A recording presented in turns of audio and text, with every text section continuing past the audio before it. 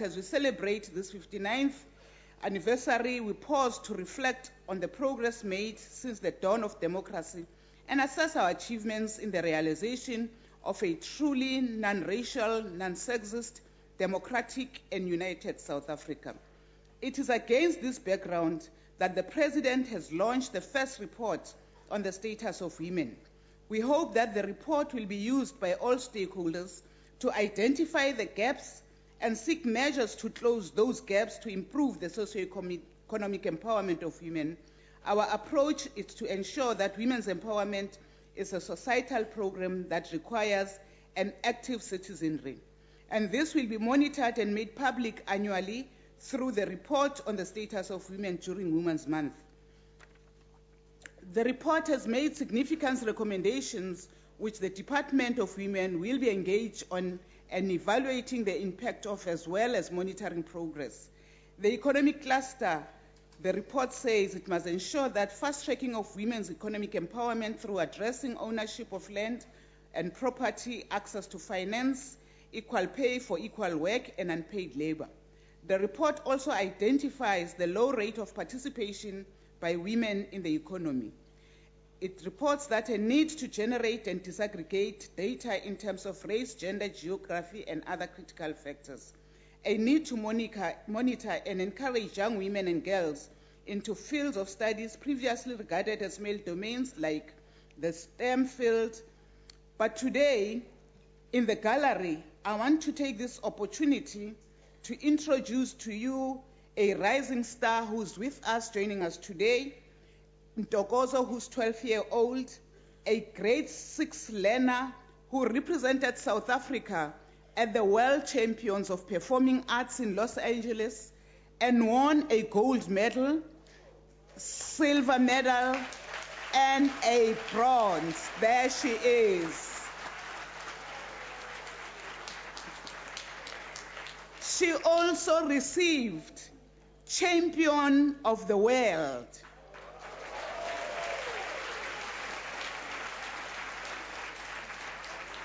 For her sterling performance in dramatical drama.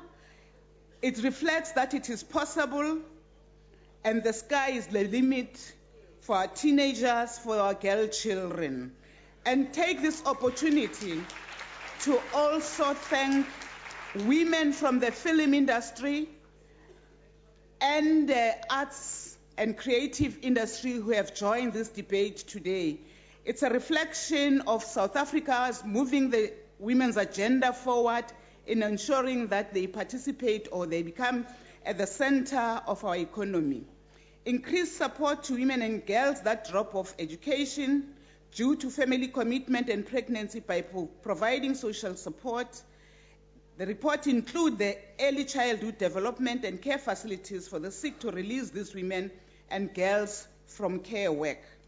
It reports that the rate of new HIV infection, particularly amongst young women between ages 14 and 24, needs to be addressed.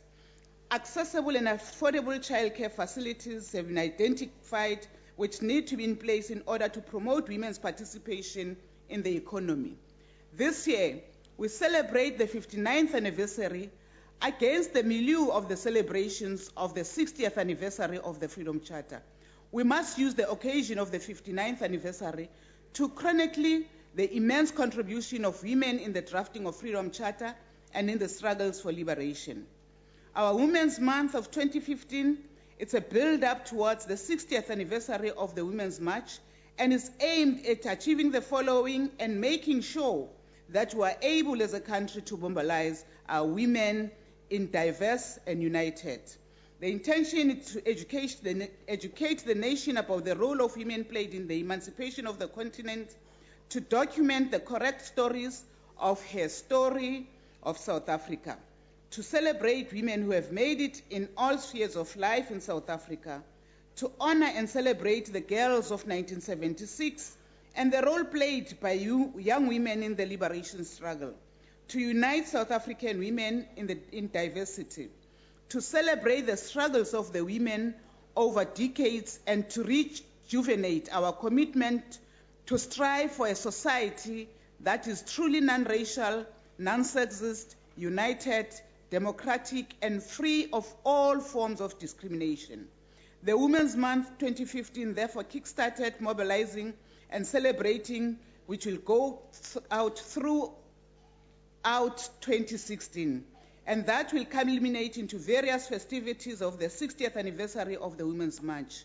Our mobilization of women is part of the African Decade of Women, and we will continue to mobilize around the African Union theme 2015, the Year of Women's Empowerment towards Africa Agenda 2063. This theme shows that the African Union's commitment to put women at the heart of the developmental agenda of our continent through, among others, the African Women's Decade 2010-2020 and the Africa Agenda. This commitment is consonant with the work of Samora Machel, former president of Frelimo, when he addressed the first conference of the Mozambican women on March 4, 1973, when he said, I quote, "The liberation of women is not an act of charity. It is not the result of a humanitarian or compassionate position. It is a fundamental necessity for the revolution, a guarantee of its continuity, and a condition for its success." In conclusion, today, as we move South Africa from a premise that empowerment of women to participate will be fully in our economic life, and development across all sectors is essential to build stronger economies that create jobs and improve lives of ordinary people. The economic empowerment of women is a prerequisite of reducing poverty in our country and dismantling patriarchy. Therefore, a radical economic transformation without the full inclusion and empowerment of women is unsustainable. I thank you. Thank you very much, Honorable Minister. Now I call on Honorable Robinson to continue the debate.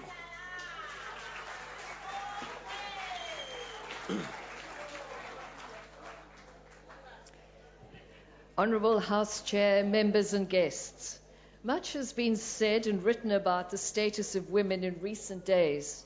Mass meetings, marches, conferences, theatre productions have all pointed to the fact that women form the backbone of society, that much of the constitutional freedom that has been achieved can be attributed to the spirit and resilience of women through the ages, resisting unjust policies and initiating campaigns to bring a just society with equal rights for all.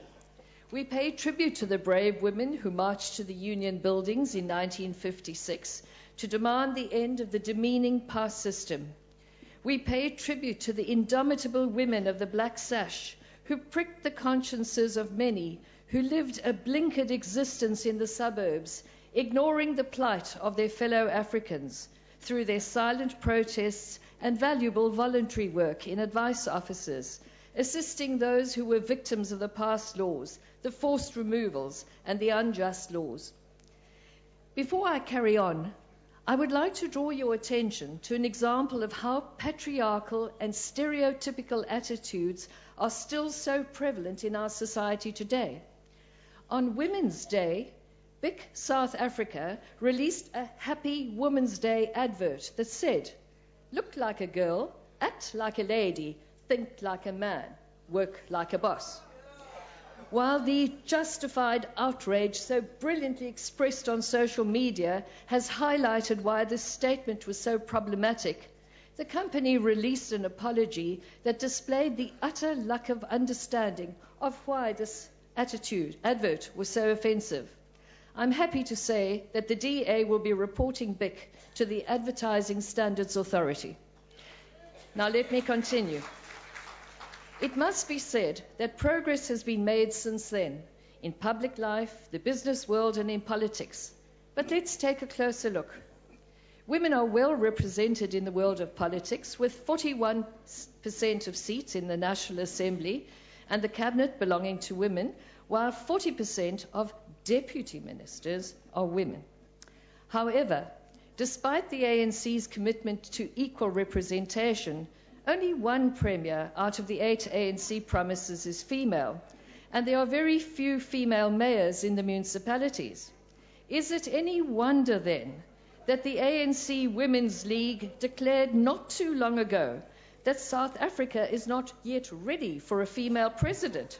The idea that the country has to be ready for a female leader is insulting. This notion plays straight into the hands of the patriarchs and only serves to compromise and undermine the efforts of female politicians and gender equality activists in all parties. But what about the situation of ordinary women, those struggling to make a living? It is the families of those slain at Marikana that comes to mind, the pain of the widows and families who were robbed of breadwinners, husbands and fathers, with no justice, no compensation, while some people continue to study reports. Does this not smack of exploitation, of a president and government dragging its heels and ultimately delaying justice, protecting some of the big names in power structures, and condoning the action taken by the police who unleashed such brutality? When it comes to reducing the inequality in our country, we need to do the right thing every day. Otherwise, Women's Day and Women's Month are a sham. As economic growth stagnates and job losses increase, so people become more desperate and gender violence and abuse increase. This is the reality for far too many South Africans. The President has said that if we are to succeed as a nation, more women should participate in the micro and macro economy. But how does he plan to aid this? How effective have the many plans that the Department of Women are tasked with overseeing been? The President has also in the past taken a strong stand, saying women should not be disrespected or discarded and should not bear the brunt of patriarchy and gender inequality. Yet, one can't help but remember the rape charges against the President, which resulted in a young woman going into hiding. On women's rights, the leader of this country seems to talk left and walk right. The government has committed to implement gender-responsive budgeting, which aims to ensure that government planning, programming, and budgeting contributes to the advancement of gender equality and the fulfillment of women's rights. It entails ensuring policy to combat gender equality is effective, allocated funds are sufficient, and that the implementation of associated initiatives is sound. Considering the great need to ensure that women in South Africa are empowered to reach their full potential, the policies and the implementation thereof of the Department of Women needs to be interrogated and investigated so we may determine if headway is being made. It is for this reason that the DA will call on the Parliamentary Budget Office, mandated to provide independent, objective and professional advice and analysis to Parliament on matters relating to the budget, to investigate if and how effectively gender-responsive budgeting is being carried out. The aim here is to check where the money allocated to implement policy is spent as allocated, who the money reaches, and whether this funding has been used effectively to change negative gender patterns in society. The fact is that while jobs are in jeopardy, while structural sexism hinders growth and empowerment, while patriarchal attitudes prevail, despite what is said, there will be no progress.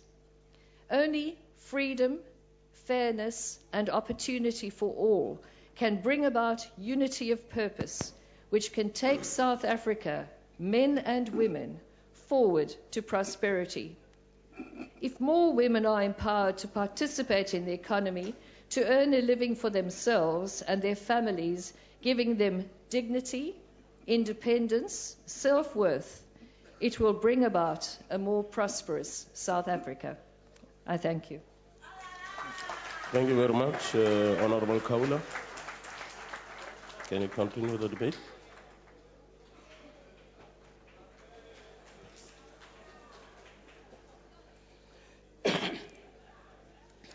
Mhlonishwa, umlando walelizwe usinike amaqhawe amaningi abesifazane abantu ababamba iqhaza elikhulu ekwakheni lelizwe lethu. Noma kwakukho amadoda amaningi angafuni ukuthi abesifazane babe neqhaza kulelizwe. Umphakathi wethu unobudedengu bokuthi uphakamise abantu besilisa ngemisebenzi yabo, ngamanye amazwi ukhohlwa abesifazane. Uze ucindezele phansi abesifazane lobu budedengu obabangela ukuthi kwakudala lapha inkumkane uNandi akhushelwe ngaphandle ukuthi ubukhosi bakhe bakaZulu, kodwa noma kunjalo yena wasikhulisela isilo samabandla kakhulu eSouth Africa, isilo uShaka kanjalo naye futhi uyaziwa ukuthi wasuka kuyena uNandi. Lobu bugebengu obabangela ukuthi kwaziwe imisebenzi kaJohn Langa Libalele Dube umuntu wasemzini, kodwa kungathethwa ilutho ngemisebenzi kanokuthi khetha Dube owayesebenza kakhulu ekusekeni uHlange. Lobu budedengu bubangele ukuthi kugqame igama lika Nelson Mandela ngaphezu kwelika Winnie Mandela obambe iqhaza elikhulu kumzabalazo wenkululeko. Abesifazana abaningi abafana no Veronica Sobukwe bayilwela inkululeko yethu ngaphezu kwamanye amadoda akhona lapha eParliament. Uma sikhumbula iqhaza elabanjwa abesifazane abebefana no Lilian Ngoyi neqembu lakhe, masingalibali ukuthi babengalwi no Domphasi kuphela, babelwela ukukhululwa kwabesifazane ekuphathweni kabi ngamalungu noma amabhunu nabesilisa njalo. Masikhumbule ukuthi noma sinamaqhawe abesifazane alwile nocalulo, sasiphila kumphakathi odlwengulwa abesifazane abangangokuthi sinabantu isibalo sabo esu144 ngemini eyodwa usuku olulodwa. Masingalibali ukuthi kwaZulu Natal nase Eastern Cape izingane zamantombazana ziyathwalwa zithandane nabantu ezingavumelananga nabo zize ziyolala nabo ngokocansi ngaleko ukuthi lo muntu uyaphila noma mdala unjani. Masingalibali ukuthi siphila kumphakathi onabantu abaningi abangasebenzi, iningi labo yintsha nabesifazane.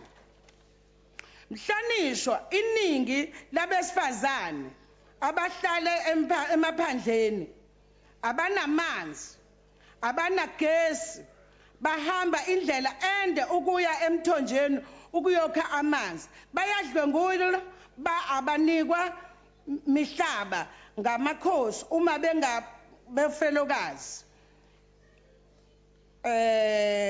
Eveni kweminyaka engu21 sikhululekile ihlazo leli nilaleleke njalo. Ihlazo lelo kulo hulumeni weANC kuncane akabi asekwenzile ukukhulula abantu besifazane. La kuleli parliament esikuyo usomlomo walalela abesilisa ukuthi bashaya abesifazane njengathi nje. Bashaya abesifazane abangamalungu aleli parliament. Ngisho nabaphathiswa balama qhubekayo nokwenza abesifazane abengani. Umsebenzi wabo kukuvikela abesilisa nje kuphela. Umphathiswa uNomvula Mankonyana uminister lo wamanzi wathi la bazovikela umengameli ngisho nangezibunu yihlazo. Ngimbonileke vele mina la sigcina egqoka ingubo eyelo enokumhlophe edunuse phambi kukaMangameli. nginayo Honorable member, lo your time is expired. abesifazane beNC Honorable member, zange babawahoye abantu honorable member, your besifazane time is expired. siyacela ukuthi nazi ukuthi Honorable njengoba Kaula. sikhona abantu besifazane la Honorable Kaula. asikakakhululeki sifuna ukuphathwa manje Honorable ngendlela member, your time efanele is expired. siyabonga ngiyaxolisa Chairperson, Honorable Chair, Honorable Deputy Chief Whip. the Honorable Member made a false statement about the Minister of Water and Sanitation. So she must withdraw that. It's unparliamentary because the Minister, the Point of Honorable order. Minister didn't do that. Point of order. No. Can I make a ruling on the order? Point of that has order. been- Can I make a ruling on the matter that has just Point been of brought order. to my attention? Point of order. Honorable Chairperson, Can I? when you make a ruling, you must go and check that statement was made in this very house. Honorable member. We are not going Honorable- to have the Honorable ANC member. deny what something Can I that make has a happened. ruling on a matter that has been brought to my attention? Yeah, but point And, of order, and Chair. the ruling is such that Shut I- up. Point the of order, ruling- Chair. Can you allow me to make a ruling, honorable member? Okay. Shut up. The ruling insofar as honorable member's order, insofar as what the minister had on a particular day, I did pick it up, but I don't know the context in which it was raised. Can you allow me then, therefore, to satisfy myself on the context in which the dressing code or whatsoever that the minister had on, and then make a proper ruling on that? Thanks. Honorable Samke.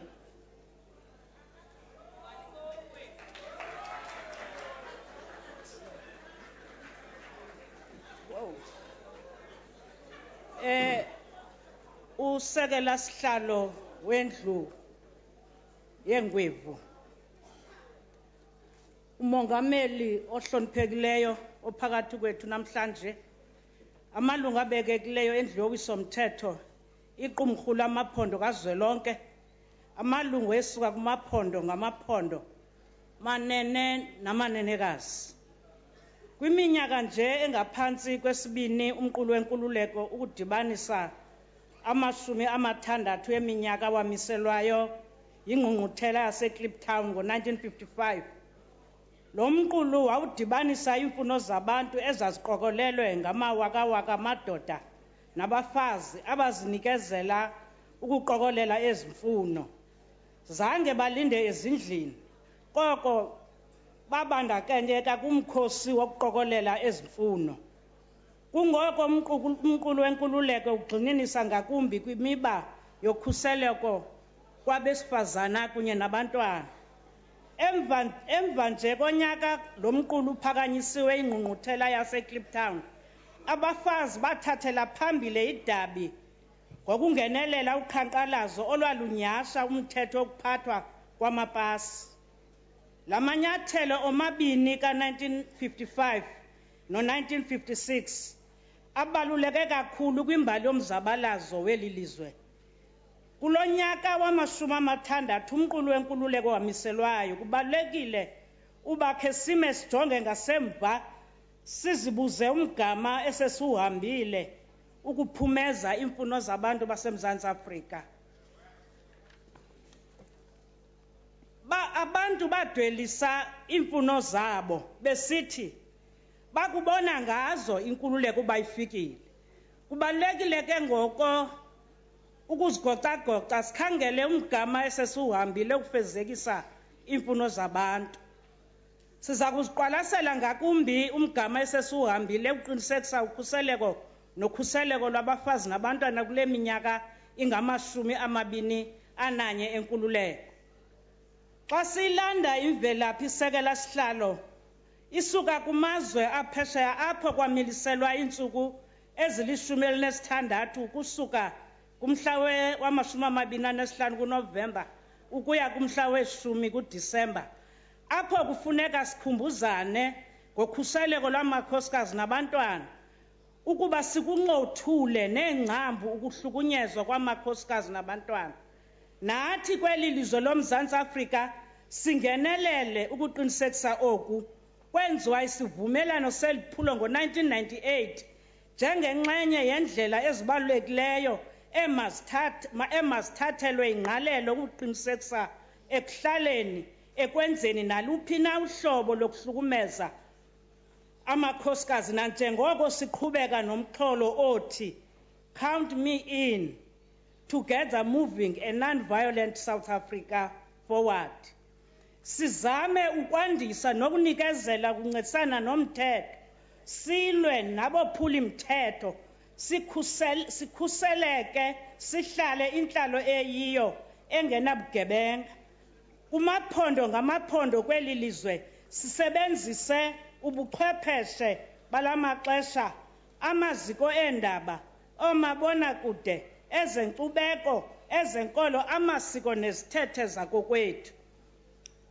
Emva kwenkululeko sibona abafazi bengamaxhoba ezihange nezibhoxi kwindawo ngendawo esihlala kuzo kwelo Mzantsi Afrika. Nakweli xesha kufuneka abafazi baqinise imiqolo ukuze babambisane norhulumente ekulweni ezimeko. Sizibonile kunjalo nje siyazazi iziganeko zokuthwala kwamantombazana. Ezi zinto ke sekela sihlalo asizithethi kuba sizive ngeradio, sizibona ngokwethu. Kunjalo nje urhulumente ingakumbi iWomen's Caucus eParlamente incedisane nabantu ekuhlaleni into kokuba kulwisane noku kudlwengulwa kwamakhosikazi. Singayibukeli lento isenzeka pha, sibe inxalenye nabantu pha ezantsi babe inxalenye yalo ntshukumo. Siwabona lamaphulo eququzelelwa ingakumbi kwezandawo sihlala kuzo ngamakhosikazi akomkhulu edibene kunye nabahlali. Itsho loo nto isinika amandla sisithi sisesekhondweni lentshukumo yamakhosikazi ekulwiseni nokuhlukunyezwa kwabantu abangomama kunye nabantwana. Abafazi bama ngenyawo ukuze babambisane norhulumente ukulwa neziganeko zokuhlaselwa kolunya kwabafazi kwilali yaseTholeni eGcuwa. Ndandiyinxalenye, sasiyinxalenye yaloo nto. Siyi-Women's Caucus sincediswa yi-Multi-Party Women's Caucus yeParlamente ukuqinisekisa into kokuba urhulumente abantu bayahlukana nento kokuba kuthathwe izibeleko zabo. Sancedisana nabo, urhulumente wenza into kokuba kula mmandla waseTholeni namhlanje sibe sithetha ngento kokuba kune-police station ekhona phaya. Okwesibini kunenkundla eqinisekisa uba amatyala ayathethwa agwetywe ngoko nangoko kubantu abenza ububi kubantu abangoomama. Ezi zinto ke asizithethi kuba siziva, siphakathi kwabantu, abantu bancedisane kunye nathi. Asibhalelwa ncwadi, sibaphakathi kwabo ngalo lonke ixesha xa kusenzeka ezi zinto. Singumbutho kakhongolosi, sincediswa ngurhulumente kanjalo okhokhelwa yi-African National Congress. Iziganeko zokuhlaselwa kwabafazi ukhutshwa izibeleko phaa eBizana sasikhona. Kunjalo nje singala makhosikazi asiyinxalenye ekuqinisekiseni into kokuba abaphuli bomthetho bayathathwa basiwa phambi komthetho bagwetywe nangoku bagwetywa. Sithetha izinto esizibonileyo kwezandawo sihlala kuzo, sithethe izinto esizivileyo sekela mongameli kwezandawo sihlala kuzo, sizozixoxa apha eParlamente ukuze size nezisombululo eziphuma ebantwini. Kuba singaba bantu bathi abantu, asithethi nje. Sekela sihlalo walendlu sicela umngeni kuba oluxanduva sithetha ngalo lokuhlukunyezwa kwabantu abangoomama asilwaxanduva nje lukarhulumente yedwa.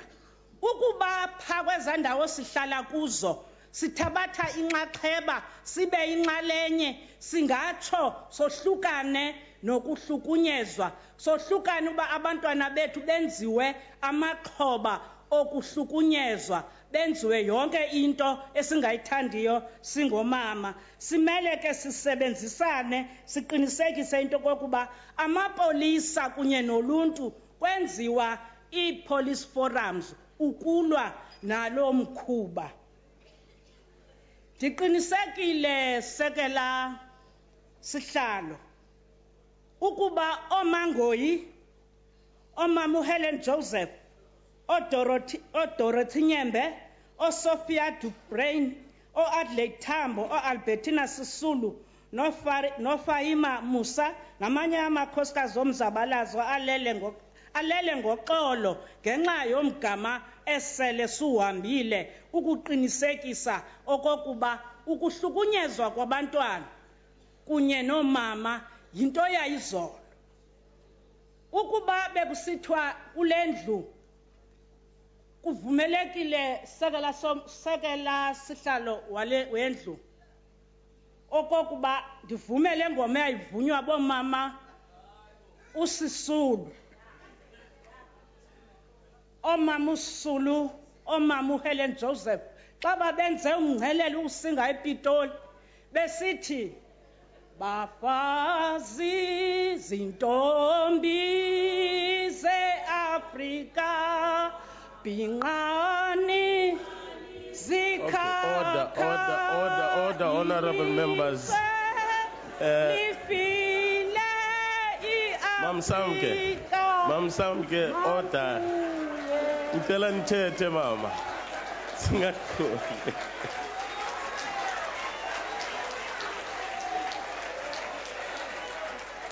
Thank you very much. Honorable van der Merwe, can you continue the debate?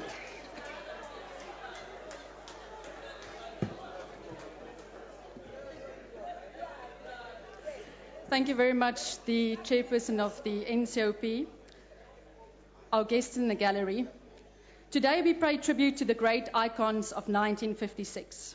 We celebrate the fact that here in Parliament and in boardrooms across our country, women's voices are stronger than they've ever been before. But in homes and communities, women still bear the brunt of poverty, of violence and abuse. Teenage pregnancies are common, and the fact that women still earn less than men also means that we will not achieve equality in our lifetime. A recent Ipsos study tells us that less than half of the population believes that government is handling gender-based violence adequately.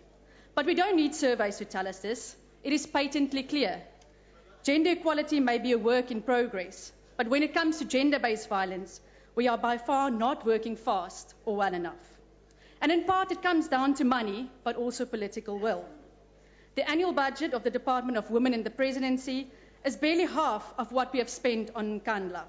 The Commission on Gender Equality is underfunded, and underfunding undermines all the progress we have made so far as we continue to scale back on women's empowerment programs. At this stage, I would do things differently. The millions spent on Women's Day festivities would be better spent supporting NGOs and safe houses that do the actual work of assisting vulnerable women. Money spent on large delegations to international conferences would be better spent on practical programs, like distributing sanitary towels to schoolgirls who cannot afford it and therefore miss months of schooling. We know that if you educate a woman, you educate a family. We cannot therefore continue to turn a blind eye to the inferior education system which continues to fail our young women. They are left with limited opportunities in a struggling economy that sees 50% of our young women unemployed. These obstacles to economic emancipation is widening the gap of gender inequality. But finally, we must ask ourselves, are we women united in moving South Africa forward? That is hard to believe when the Department of Women recently suggested in a tweet that victims of domestic violence should be further punished when they withdraw their cases. It is equally as hard to believe when women in this House treat each other with the disdain and disrespect which has come to characterize our behavior in this House. It is even harder to believe when leaders attack the public protector for doing her work without fear or favor. Where is the unity and the female solidarity then? Let us stop using language that demean women. Clearly, we must move beyond the rhetoric and funfair that has come to characterize Women's Day. Let us do what is required by ensuring that we continue to build a South Africa where the rights of women are upheld, honored, and respected. But it starts by investing in women, which will empower the next generation. I thank you. Thank you very much, Honourable Member. Honourable Shaikh, can you continue the debate? Thank you, Honourable Chairperson, members of this Honourable House, members of the gallery and media. Let me start off by paying tribute to many women who in their midst sacrificed much to create a better and equal society for us to live in. When women rally around a common goal and vision, they can change the course of history. We saw that on the 9th of August 1956, when more than 20,000 women of all races marched to the Union Building, led by the struggle icons of the time, Lillian Ngoyi, Ruth First, Rahima Musa, and Sophia Williams, amongst others. Their protest against the carrying of the Dompas shook the apartheid government of J.G. Stridham to its very foundation. And the slogan, "You strike a woman, you strike a rock," has reverberated through our history from that day onwards as testimony of the power of women united. They were loyal and committed to the cause of liberating the African woman from the chains of social ills. Some of them never enjoyed the fruit of their struggle because they are no more. But they fought a good fight of setting other women free. They were forced into fighting a hostile and heartless system without having been provided with weapons.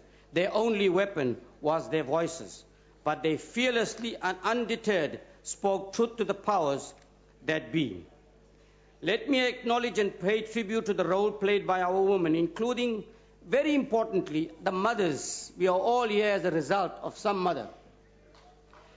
My leader and president of the National Freedom Party, Zanele Kaumagwaza Msibi, our various MECs, ministers, deputy ministers, chairpersons, members from educational, the media, judiciary, and all other fields that are playing a pivotal role in the success of this country. Honourable Chairperson, we are truly blessed in that we have women of the highest intellect, integrity, and morality. And the question often asked, are we ready for a woman president? This, Madam Speaker, Chair, is an insult to women. Women are good enough, Honourable Chairperson, to be deputy ministers, to be chairpersons, to rally support, to mobilize, to do everything else. But when the time comes to talk about leadership, they're not good enough. And we are saying as the National Freedom Party, Honourable Chairperson, this is not good enough. Against this background, we commend the government for acknowledging the role played by women during the struggle by declaring August a Women's Month. Of particular concern to the National Freedom Party is the effect of women's inequality on the future generation of women. The high rate of deaths in households through HIV and tuberculosis leaves a growing legacy where children are left to fend for themselves, putting particular strain on older female children. This results in young girls heading the households, losing opportunities which should have been Honourable Member, spent. unfortunately your time has expired. Thank you. Honourable Machek. We call on all the women to unite, to have your correct and rightful place in society Honourable Member, and your lead time this has country. expired. Thank you. Yes, you may proceed.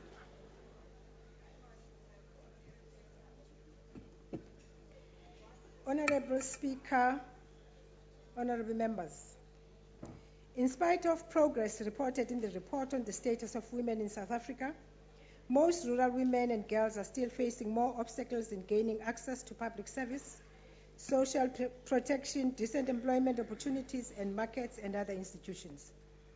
The voice of rural women must be recognized in policy making in order to end discriminatory practices and ensure their access to land and other productive resources. When women are empowered and can claim their rights, if they gain access to land, leadership opportunities, economies grow, food security is enhanced, and prospects are improved for current and future generations. Rural women are key agents for achieving the transformational economic, environmental, and social changes required for sustainable development. But limited access to credit, healthcare, and education are amongst the many challenges they face, which are further aggravated by global food and economic crisis and climate change.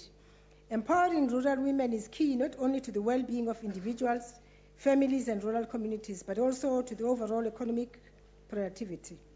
Until women are seen as equal human beings by society, the eradication of gender-based violence and empowerment of rural women and girls will not be successful. Resources used yearly during the National Women's Month should also help to introduce preventative measures which will help to prevent women from being victims of human trafficking, patriarchal system, social and economic ills. In the words of the then Secretary General of the United Nations, Kofi Annan, I quote, "Gender equality is more than a goal in itself. It is a precondition for meeting the challenge of reducing poverty, promoting sustainable development, and building good governance," end quote. Honorable Chair, indeed, pathways out of poverty for rural women should include measures designed in such a way as to reflect the complexity of gender rural livelihoods. Policies intended to address rural poverty should include education, land and credit measures, as well as active labor market policies and social protection in an integrated manner, understanding their interdependence and fostering synergies. I thank you. Thank you very much, Honourable Member. May I call on Honourable Mulder to continue the debate?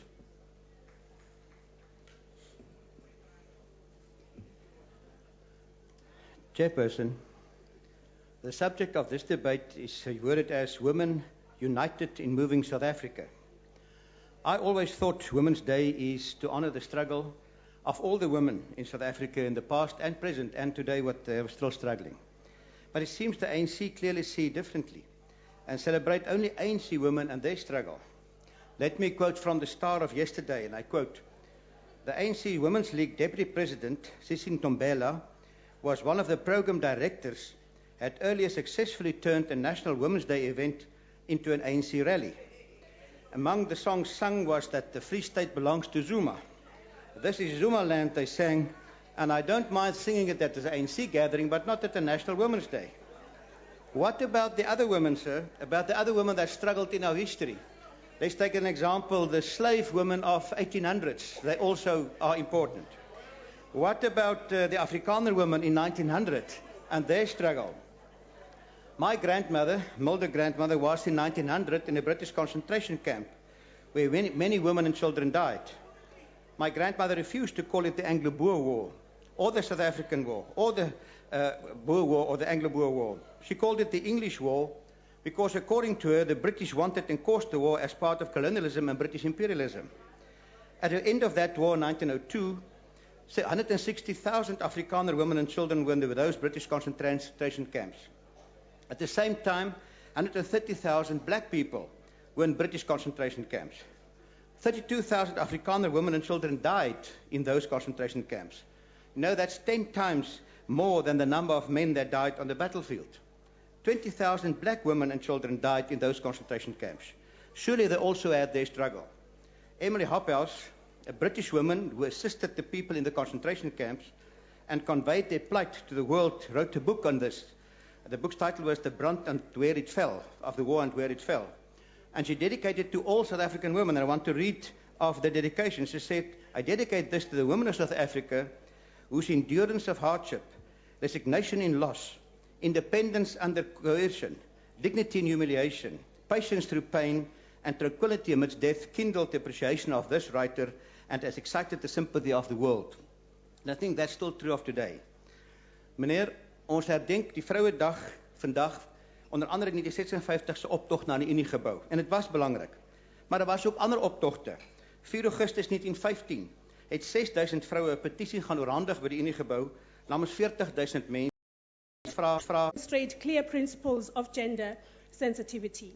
The Democratic Alliance Women's Network has been proactive to combat issues that face women in our society.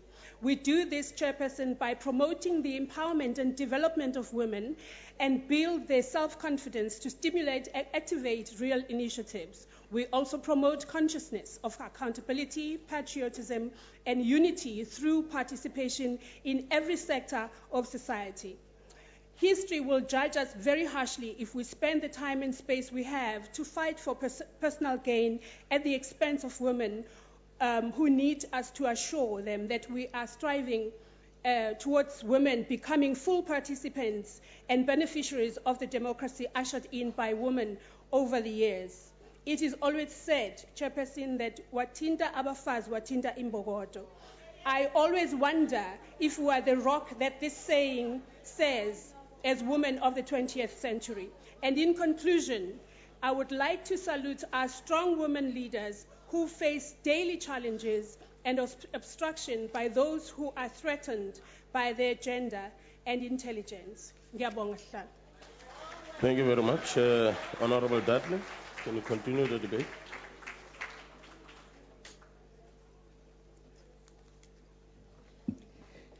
Thank you, Chair. Something that has been troubling us for the longest time in South Africa is the prevalence of fetal alcohol syndrome disorder. Now, this disorder, with its far-reaching effects, is entirely in the hands of women themselves. But the existing impact on children and society is in all of our hands. It is a disorder that is 100% avoidable if women give up alcohol during pregnancy and when there's even a chance that they could become pregnant. FARR, the Foundation for Alcohol-Related Research, states that FASD is the most common birth defect in South Africa. Approximately 60 to 72,000 children born per annum, and the World Health Organization says that FASD is the leading cause of mental retardation in South Africa. Now, FASD is an umbrella term for a spectrum of permanent conditions which result from exposure of an unborn baby to alcohol when the mother drinks during pregnancy. Often, affected children and adults appear physically normal. Often, they have a low to average IQ, but they display behavioral abnormalities. Because of this, they are likely to be judged more harshly than those with more obvious intellectual impairment. They are also more prone to anger and frustration resulting from people's unrealistic expectations. That includes parents, caregivers, teachers, and the justice system. A USA study found that FASD-affected people typically have a disrupted school experience and suspensions, expulsion, or dropping out, and many embrace alcohol and drug taking. They often get into trouble with the law and are charged or convicted of crime. They may also exhibit inappropriate sexual behaviors and suffer with diseases and HIV. The Home of Hope in Cape Town, where I spent time recently, provide professional training and awareness workshops on FASD. They are calling for social workers to be made aware of the importance of making inquiries at the beginning of the child removal process with regards to alcohol use during pregnancies by getting information from the mother or from neighbors and families. More training is required for professionals to recognize and understand the long-term effect of FASD, and many organizations working with FASD could be utilized for this purpose. It is important to note that although FASD causes permanent brain damage, affected children respond positively to interventions. The ACDP calls on the Department of Social Development and Health for increased diagnostic services and a central database so that relevant training can be accessed. The ACDP also calls on government departments to improve antenatal education on risks of drinking during pregnancy and to prioritize FASD prevention and treatment. Women are empowered when they avoid any possible damage to their children through alcohol consumption. Children with behavioral problems add to the stresses and strains in families, communities, and government budgets, including social development, health, education, safety and security, justice, and correctional services, to name just a few. Thank you. Thank you very much, Honorable Vauda.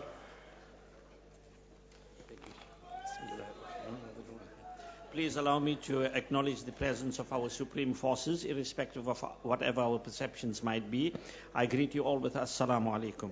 Honorable members, guests in the gallery, the rights of women, or the lack thereof, has been defined and categorized in many different ways. The underlying intention in denying the rights of women has always been to utilize, abuse, to establish and to maintain power and control over women in society. One of the greatest challenges facing women in much of the world is the gap between their legal rights and their ability as individuals to claim them. National constitutions are increasingly likely to guarantee gender equality, but this is in many ways compromised when they also simultaneously recognize the authority of parallel legal systems based on custom, religion, or ethnic affiliation. The rights of women to own, manage, enjoy, and dispose of property is central to their financial independence and may be critical to their ability to earn a livelihood and to provide adequate housing and nutrition for themselves and for their children. Many women in South Africa working in different professions, and especially among them being our domestic workers, continue to earn well below a living wage, work in poor conditions, and are treated badly. And honorable members, in South Africa, sadly, the huge socio-economic discrepancy rears its ugly head once more as we see increasingly it is the women who are suffering most as a result of this discrepancy. The root of all forms of this discrimination against women in this country is found in this discrepancy, a discrepancy that sees women and their children denied of proper housing, denied water, denied proper sanitation, denied education and good health, denied living wages, food and nutrition. And Honorable Speaker, this list sadly just goes on and on and on. And it is pertinent to note that this discrepancy is growing daily in this country. Honorable Speaker, today we claim to have achieved freedom and democracy. We celebrate 20 years into democracy. How can we, when rape has become a way of life, more than 150 women report rape to police every day? When South Africa's murder rate is 7 times higher than the global average, and it is very often women and girls who are the victims of such. Women still get paid far less for doing the same job with men, not for any other reason except that they are women, and not because men are better. When we say there is unemployment, what we actually really mean is that there are women who are unemployed to a great degree in this country. Majority of low-paid workers are women, and yet they make up 46% of the total labor force in this country. Until these social ills and many more are addressed, we have not arrived. We are not yet free, all of us, not only women and girls, but men included.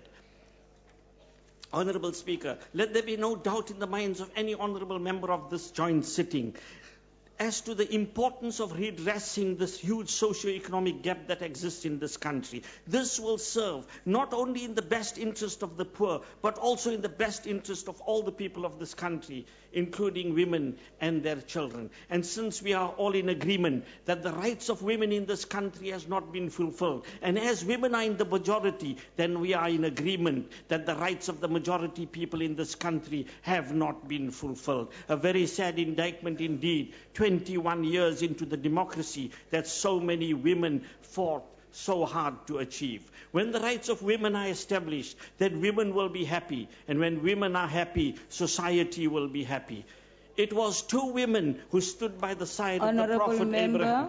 Your time has expired.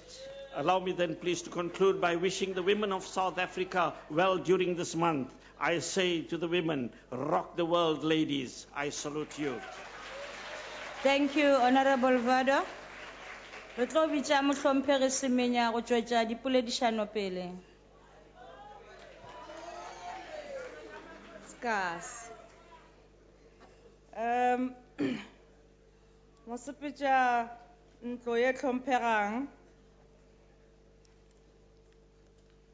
honorable members, baetapele go ministera ba ba leng gona mo le mo deputy president wa šetše a tsamaile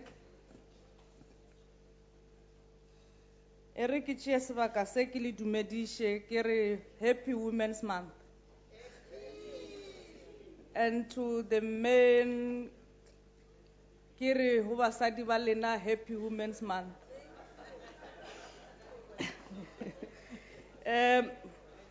Members of the August House, it is known that historically African women has been tillers of the land, were in control of household food production. It is therefore important for the it is therefore important for this democratic dispensation to reinstate the critical role and the status of women in ensuring food security. The participation of women in agriculture sector should be expanded throughout the value chain for a meaningful participation and the realization of gender parity as we honor the spirit of the women of 1956. These are the women who took a stand in the coalface of the oppressive and segregationist regime of apartheid to say it is crucial to ensure that women's voices are heard at all levels in decision making and on the field of crops. Harikitika anniversary ya rena ya Freedom Charter. Re a gopola rena re le basadi ba South Africa hore ka di 17 tša April bomme tša April 1954 bomme ba South Africa matshwara thipa ka bogaleng ba etile pele ke mme Charlotte Manxe Maqeke le ba bangwe ba Bulillion Ngoyi le ba bangwe go tswa ka merafo ya bona ba ile ba kopana ba boledišana ba ngwala lengwalo le leng hore le tlabe le laudisha ditletlebo tša bona hore ba nyaka go bona South Africa e bjang. And therefore, Honorable Speaker, let me pause there and welcome the members of the Body of Agriculture and Rural Development that seeks to mainstream gender issues in agriculture and land policies, program and project throughout the 3 spheres of government. Bao ke ba bomma bao re reng ba tshwere thipa ka bohaleng ke bona ba bona letšatši ka letšatši gore naga ya ga borena e dula e le etala re a le dumediša bomme. Re nyaka o tšea sebaka se re amogele reporto ye e laodišitšeng ke mopresidente a laetša status sa basadi ba rena ka mogare ga naga le gore e sa le re tšea maatla re le mmušo o etileng pele ke ANC re kgathile tema ye kakang go kaonafatša maphelo a basadi le go bona gore kgatelelo yela ya go gatelela basadi e le batho ya go gatelela basadi e fedišwe. Re a thaba le kgono le re eme mo pele ga ntlokgolo e gore molaotheo wa rena o garantia ditokelo tša basadi as women's rights. Honorable Chair, empowerment of women is a prerequisite for the achieving inclusive growth.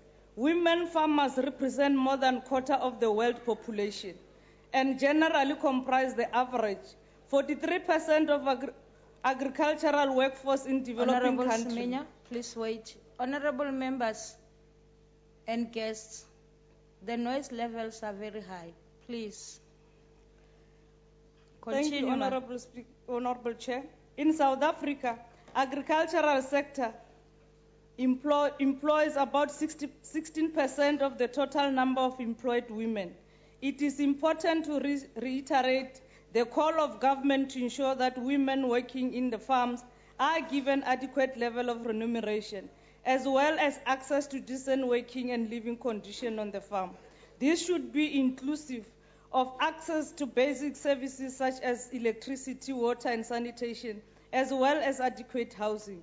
Given the historical injustice of the past, there are still many rural women that are unable to exercise full control over access to land because in many instances, issues of land are vested in the local traditional leadership that values and promote patriarchy at the expense of rural women.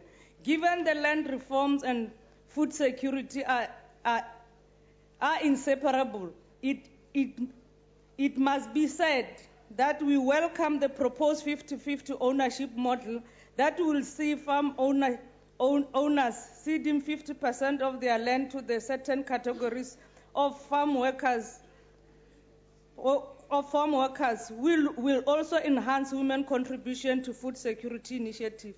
The prioritization of empowerment program that targets rural women through agriculture and rural development is a key component of addressing food insecurity, as well as improving the status and livelihood of rural women.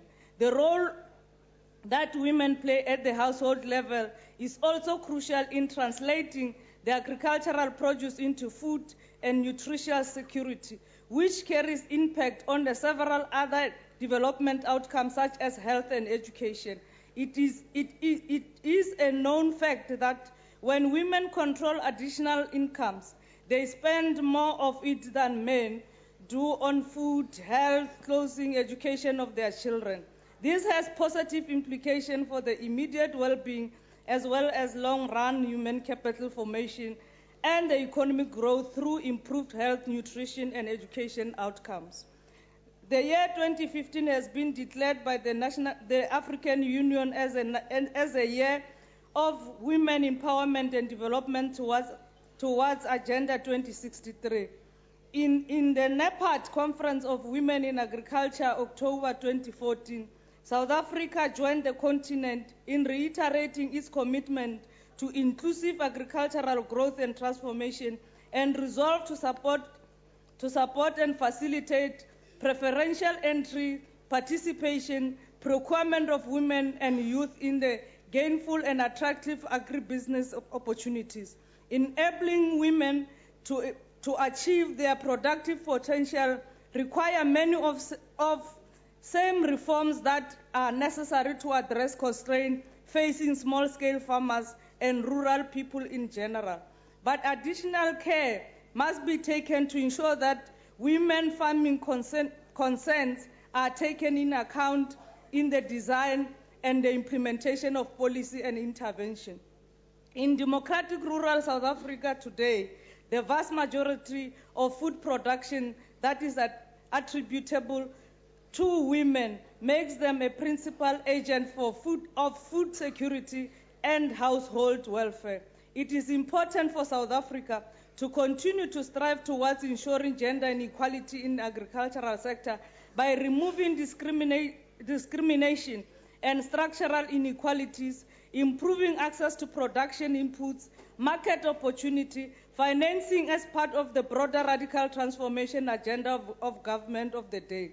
Looking beyond MGDS and taking into consideration the post-2015 agenda, Goal 2 states that government should reinforce policies and programs that seek to end hunger, achieve food security and improve nutrition, and promote sustainable agriculture.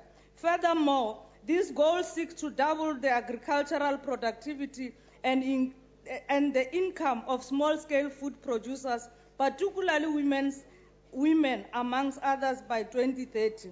The House must note that this is in line with the target envisaged in the National Development Plan of expanding agricultural production through comprehensive support to small-scale farmers, which inclusive of rural women.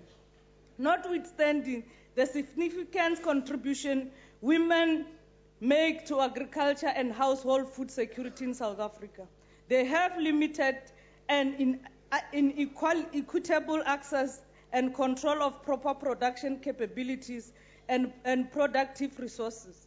It is these gender gaps that the ANC government is working tirelessly to narrow in terms of various policies and programs that address issues of access of land, production inputs, innovation, implements, and as well as finances.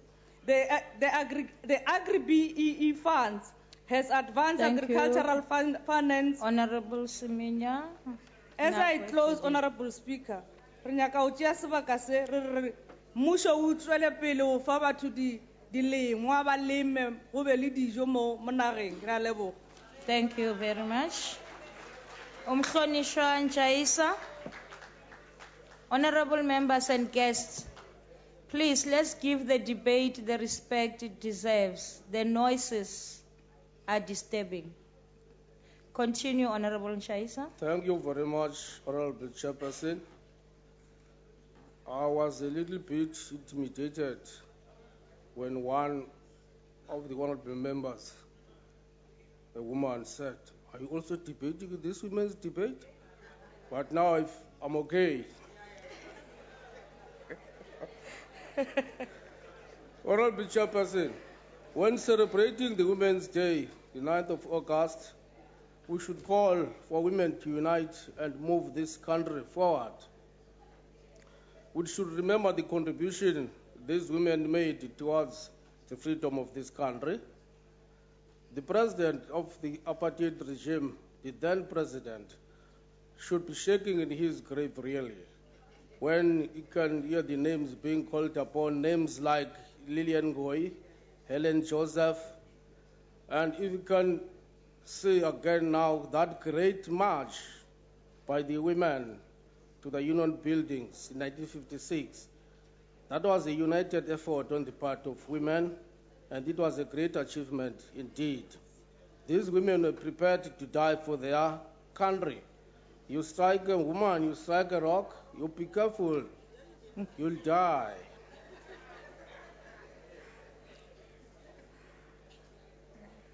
In Latin we say, dulce et decorum est propria more. It is proper and good to die for one's fatherland.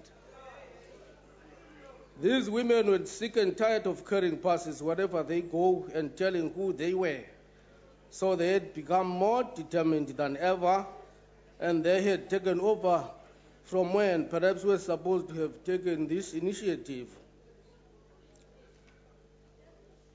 Women have got a lot of leadership qualities and courage, and these should be made or should be used relevantly. We should together fight, and women in particular should fight abuse by men and the other women, of course. They should fight rape together. They should no longer be crying babies. We should no longer talk of no woman, no cry now. They should be determined and fight these social ills and evils. Women now should be united and challenge or take gauntlet and challenge now these economic and social evils that are facing our beloved country. It is their united effort that can help ease the economic strain in our country. Women are neither leading from the front or from behind, but now they are just at a strategic position in the middle whereby now they can reach each and everyone. These people can lead, they can manage, they can give proper guidance. So the government now. Oh, thank you very much. Thank you. Honorable Kaula. Honorable House Chairperson, Inkatha Freedom Party pays tribute to the courageous, inspirational women of character who dared the oppressive regime and marched against the past laws in 1956 to the Union buildings. This great event marked a remarkable turning point, not just in the manner with which the National Party government looked at South African women, but also in the manner the general populace of our country looked at women folk. This was a great contribution towards the struggle for liberation in Africa and in South Africa, and also a great contribution in the struggle for emancipation of women in Africa and the world. The RFP has always believed that the democratic government of our country post-1994 needs to have within its administration a ministry dedicated to women matters and a ministry dedicated to youth matters. The RFP believes that such departments need to be allocated meaningful budgets for the national fiscus, from the national fiscus in order for them to aggressively deal with empowerment issues pertaining to each of these sectors. It is well and good that our country has a dedicated Department of Women, but it is regrettable that the department has a budget smaller than even some budgets allocated to some homesteads in the country. This does not reflect the kind of image and respect that our government must accord to the women of South Africa. Women statespersons throughout the world have proven to be better leaders than than their male counterparts when given a chance. For example, it is during Dr. Nkosazana Dlamini Zuma's term that the AU has developed a vision for Africa, Agenda 2063. Women managers generally have proven to be better managers than their male counterparts when given a chance. For example, the Office of the Public Protector has had male public protectors before, but it has only been during Advocate Thuli Madonsela's term that it got known throughout the country. Academic statistics also show that girls persevere much better than boys in their school life. This can be noted in always the greater number of girls than boys in the matric candidates of each year in the country. In other words, if women had been given fair equal opportunities in human history from the beginning, we would be having a better world than we have today. This also says if South African women had been given equal opportunities earlier on in the history of our country, we would be having a better South Africa than we have today. The IFP leader, Prince Mangosuthu Buthelezi, and the IFP respect and value the contribution that women make in society. In its CODESA delegation in the early 90s, the IFP had women of great honor who contributed immensely in shaping the future of this country. Whilst becoming a project that went wrong later on in life, Mrs. Zanele Kamagwaza Msibi was molded and projected by Umntwana Wakaphindangene and the IFP. To all the great ladies who have walked in the aisles of this house before, we say to them, well done. We recall the women of respect who serve South Africa in honor and dedication. I thank you. Thank you very much, Honorable Kaula. We now call on Councillor Hermans to lead the debate. Forward.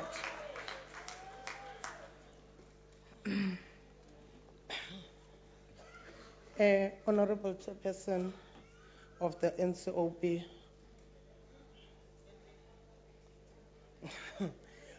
Honorable House Chairperson, honorable members, ladies and gentlemen. Our country will always be indebted to the women who participated in the 1956 march and whose actions set the tone for gender equality and empowerment in a democratic South Africa. The Women's Day in South Africa represents an affirmation of the contributions that women have made in the struggle against colonial and apartheid oppression historically. It is a recognition and acceptance by the nation that the country's attainment of political freedom and democracy in 1994 was also as a result of heroic struggles waged by women.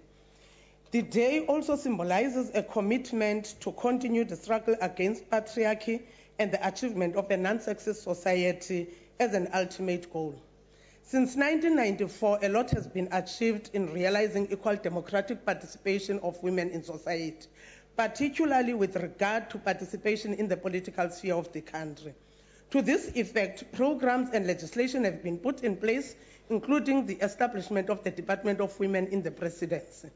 In June this year, South Africa proudly hosted the African Union Summit, the 25th ordinary session of the AU Assembly.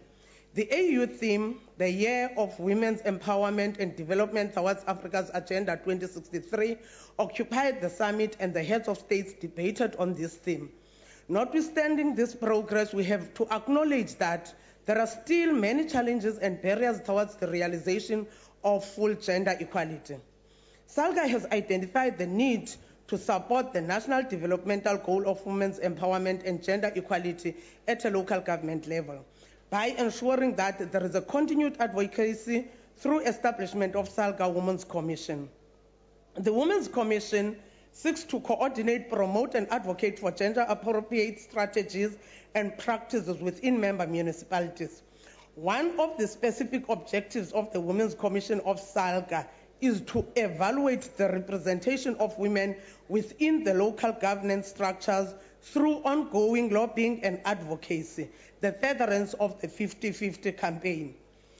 Honorable Chair, the upcoming 60 years anniversary of the 1956 march in 2016 provide a critical opportunity to assess progress, review policies and programs, and position gender equality and women empowerment at the center of the country's global agenda.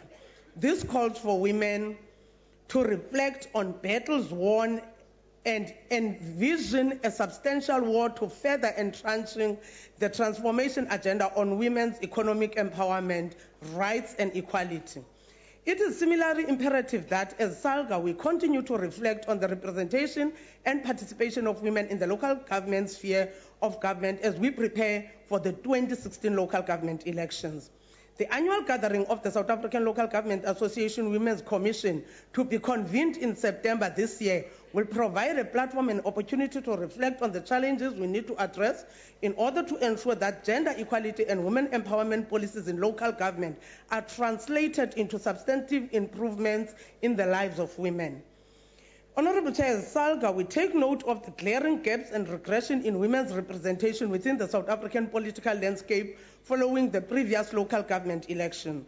This adds credibility to the argument that to achieve gender parity, the country cannot rely on voluntary quotas. We therefore would like that the special measures should be enforced by legislated quotas to ensure women occupy key decision-making positions, also to strengthening the regulatory frameworks that have been put in place, ensuring that they are effectively implemented, enforced, monitored, and evaluated. Women empowerment programs to ensure the increased representation and participation of women in local government. And that gender budgeting to ensure that sufficient and effective budgeting processes support the implementation of gender equitable processes. And also working together with a broad range of community and interest groups to address social, religious, cultural beliefs, assumptions, and practices that remain as barriers to women's empowerment, gender equality. In conclusion, Honorable Chair, let us remember that the empowerment of women can only be successful if government, business, and civil society work together to move women forward. Africa will only advance when women are fully incorporated into development strategies and decision-making processes. The National Women's Day is a cause to celebrate our veterans of 1956 who fought against discrimination. Honorable Councillor Hermans, your time has expired. In conclusion, Honorable Chair, we want to say as SALGA, watinda bafazi. Thank you very much. Umhlonishwa Mbinda angaqhubekisa inkulumo mpikiswano.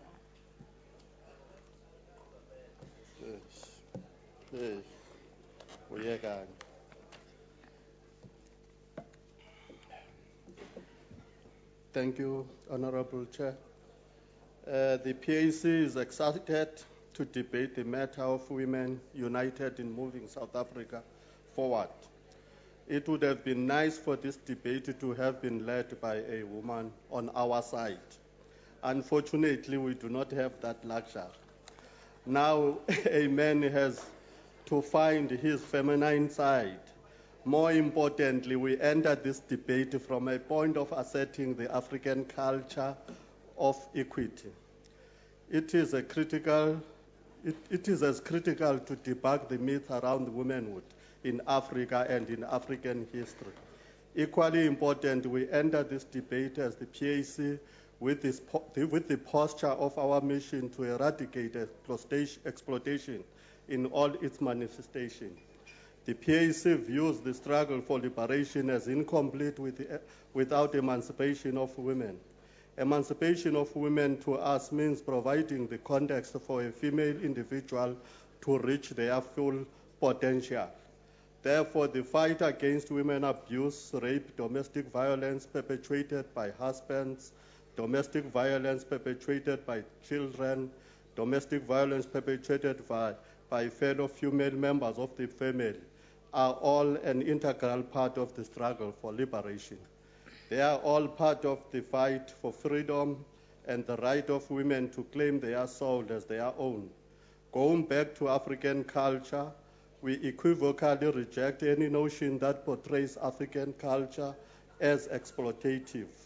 There are many foreign concepts that have been brought to the African culture that are put there as African culture that are exploitative. The African culture has always acknowledged equality of the male and the female gender. It only ascribed separate roles in general. But there are critical incidents in history which highlight that on specific individual levels, every person is allowed to reach their highest potential. Hence, you find many female generals, Onzinga in Angola, Mkabai in Azania, and Queen Asantewa in Ghana. Without us missing the point of this debate, we talk of an individual freedom because you cannot build unity with damaged individuals. If the women of this nation have to take this nation forward, they must first assert their right to claim their soul as their own, because it's only when an individual is fully developed that they can interdepend on another individual. This country will remain poor if the unity of women is weaker, particularly women unity against exploitation in political, social, economic, and spiritual facets. The PAC calls on this nation to take mental health seriously, particularly the preventative element of mental health, to assure self-awareness, empathy, and a general understanding of the world.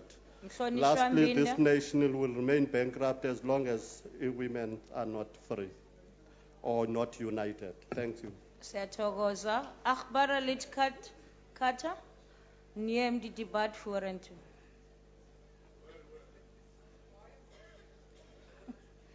Thank you, Chair.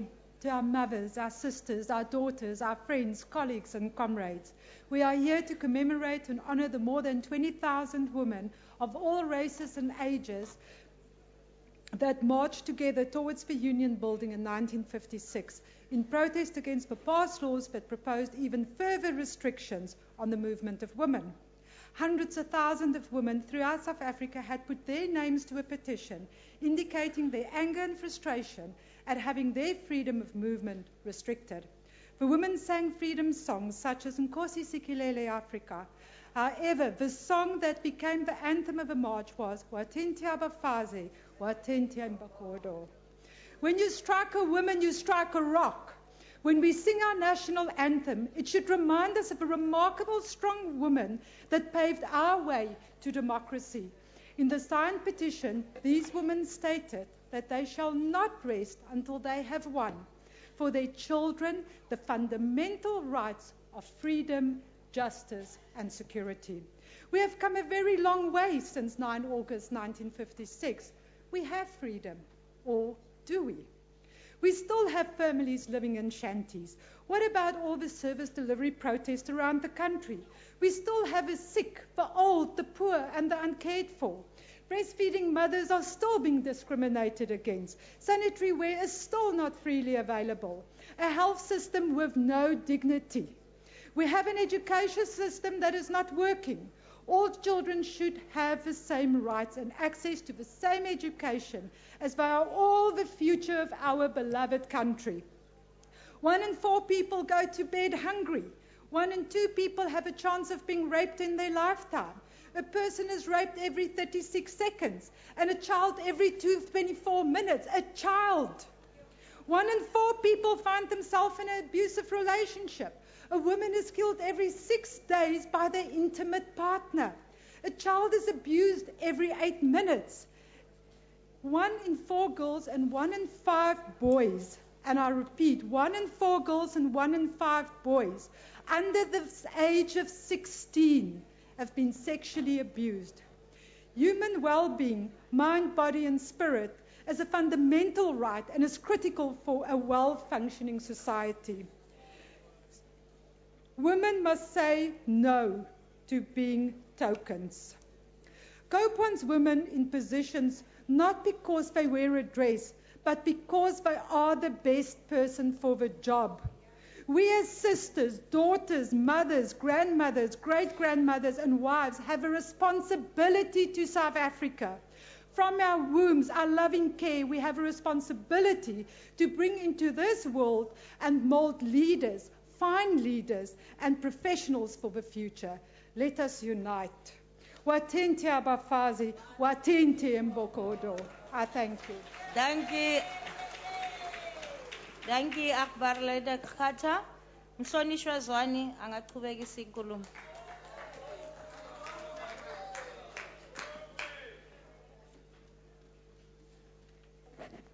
Thank you, House Chairperson. His Excellency the Deputy President in his absence, ministers, deputy ministers, honorable members of this august house, maybe before I say what I think I need to share with you, let me take this opportunity to congratulate the Women's League of the African National Congress for successfully having their Congress and electing their new leadership. We want to congratulate the new president of the Women's League, the Minister of Social Development, Bathabile Dlamini, and all the members of the NEC of the Women's League. And we want to believe and we pray that all women, irrespective of whether they voted for her or not, are going to rally their support behind her, because women have to unite to take South Africa forward.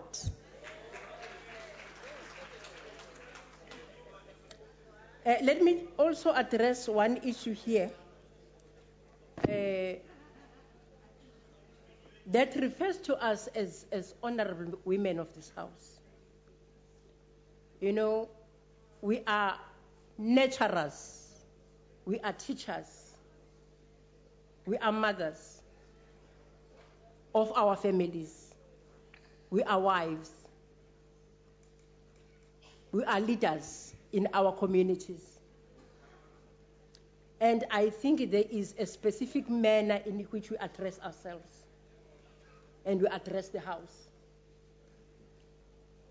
As a woman, you don't just stand and come to the front and talk on issues that are embarrassing to the nation.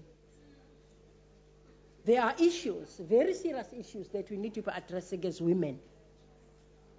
Our children are involved in drugs, in substance abuse. There is teenage pregnancy. There is poverty. There is a need for us to develop economically, but for some of the women to actually come and take the podium in front of the president, in front of all the women that have always taken a lead in the struggle and are highly respected, in front of honorable members of this house. Kukhona la abefundisi, kukhona ngisho namakhosi, and sithathe ithuba sikhulume ngezinto engakhi indaba zokudunusa. That is not on. That cannot be accepted. That is not how we're going to bring up our children. And that is not the kind of legacy we want to leave behind. That is not the history we want to leave behind. Let us conduct ourselves in a manner that is becoming. We are responsible for nurturing the nation. Honorable Swane, please take your seat. Honorable Mam Kaula. Ngiyabonga sihlalo wami, hayi ngiyanithanda niyahlonipha inyanga yethu ngempela lo. Kaula on water rising. Ya, bengithi safuna ukulungisa umhlonishwa lapha ngaphambili. Honorable Kaula. Honorable lento engikhulumayo wayisho honorable uminisa wayegqoke ingubo eyelo enama stripes nginayo ngishifone. Honorable Kaula. Mangabe nithi akudunuswe nathi siyayisho indaba yokudunusa. Mam Kaula. Isizulu kudunusa. Honorable Kaula. Leyo akusiyona i-point of order and ngithe ngiyakuvala mama wami awufuna ukungilalela. Ngicela uhlale phansi. Uthole sakho isikhathi sokukhuluma. Qhubeka mamzwane. Thank you very much. Ne culture yokungahloniphi funeka siyibheke. When the presiding officer calls on us to respond in a certain fashion, we need to show respect because we're teaching our children out there.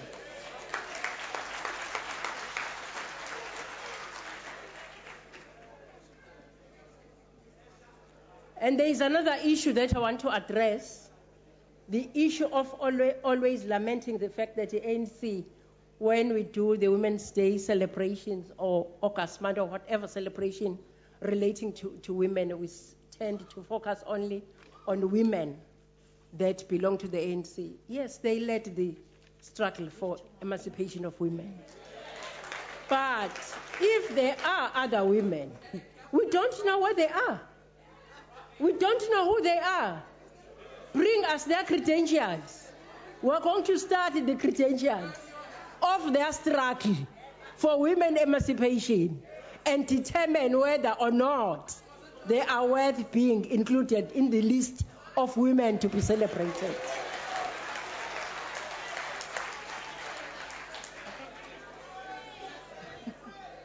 And also, the issue that was raised by Honorable Haula, where he said that Unkosazana Dlamini Zuma, the chairperson of the AU Commission, is the woman that has come up with a plan, Agenda 2063.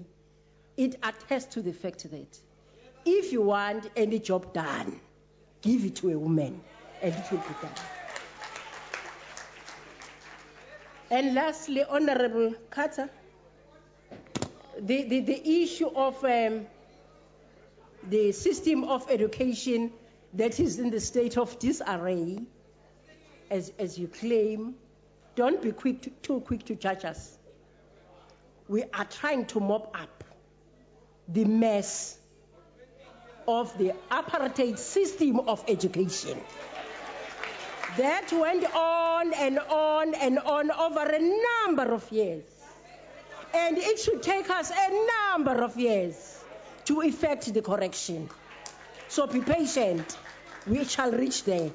We need the financial resources. We need the human resources and all the resources we need to correct the situation that was messed up by the previous regime. Order, honorable members. Wathinda Mbogodo. Wathinda abafazi. Wathinda Mbogodo. Yeah, uzofa. Every 9th of August, every year, we celebrate the Women's Day in South Africa, a public holiday that pays homage to the women of our nation, the mothers, the wives, the sisters and daughters who fought tirelessly against the tyranny of apartheid government. Inaugurated in 1994 along with a free democratic South Africa. Honorable Zwane, take your seat, please. Honorable Kaula. Ngiyabonga yazi uAugust athu ngephela. Honorable Kaula. Bengifuna ukwazi ukuthi ingane zika Honorable Zwane zifunda kusiphi isikole noma kuma private noma kulezi ikole zama public now. Honorable Kaula, I think now you are really out of order. Order, honorable members. Honorable Kaula, please don't do that again. You're really getting out of order. Continue, Honorable Zwane. Thank you, Chairperson. Angisenazo ingane ezifundayo zonke ziyasebenza.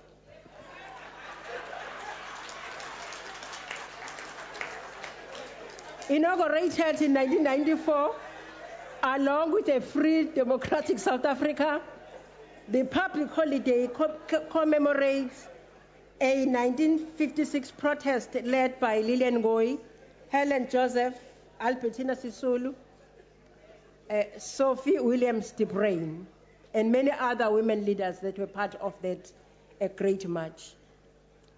They took a decision to rise up against the legislation that required black South Africans to carry the pass, which was a special documentation that infringed on their freedom of movement during the apartheid era.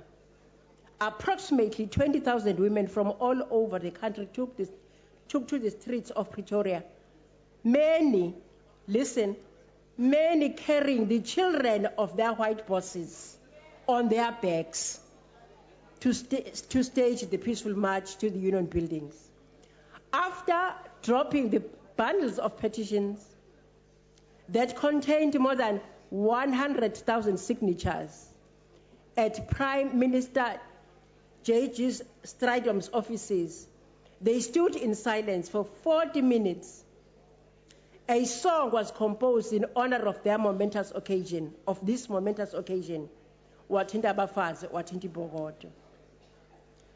Thanks to these brave women, today gender equality is a constitutional imperative, and our capable government has launched many initiatives to empower women in a number of areas.